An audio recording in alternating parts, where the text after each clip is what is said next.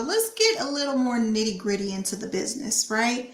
You know that you need to test your idea. You know that you need to create a lead magnet. You know that you need to nurture your students when you get them. But like, what does the machine look like, right? What does the machinery look like that make all these things go? What are you using to collect emails? What are you using to deliver your classes? What are you using to host all of your videos? What are you using to edit? And first, I want to tell you that I have a complete list of the tools and softwares that I use inside my ebook that you can actually find down in the description of this video. So I'm just going to go over a few of the main systems that I am currently using right now in my craft teaching business, right? And the first tool is going to be ConvertKit. Okay, what ConvertKit is an email system. Okay, that's its main function, is an email system. And so it allows me to create landing pages to collect information. So for example, the lead magnet that I was telling you about, I can create a landing page for the lead magnet. And so it gives me a URL, right? And so when you click the URL, it'll take you to the landing page. People can put in their email address and name, and in return for giving me their email address and name, I will then automatically send them the lead magnet or the supply list, whatever that lead magnet is.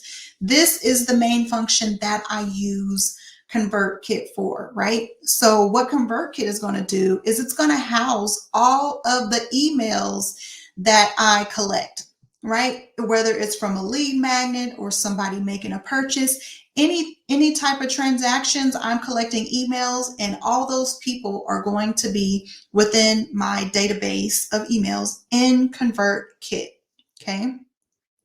Also, what I use ConvertKit for is I can now use it to sell my tutorials and any type of memberships that I have. So again, it allows me to create like a sales page for the products that I want to sell. And it also allows me to collect the payment, and it also auto delivers what they purchase, whether it's a tutorial or ebook or anything like that, right? You can see the system of how that actually works for me if you go down to the description of this video and purchase that ebook. So aside from ConvertKit to host my live classes, I use Zoom. There's a register button where people can put in their email and their name if they want to register to come on the class with you. So if I am hosting a free class, for example, as a lead magnet,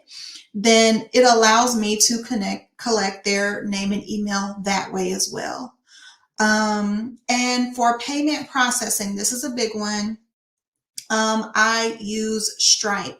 So if you go to stripe.com and you create a business account, I suggest you get your business things in order, right? Your business bank account, your business name, business address, phone number, things like that.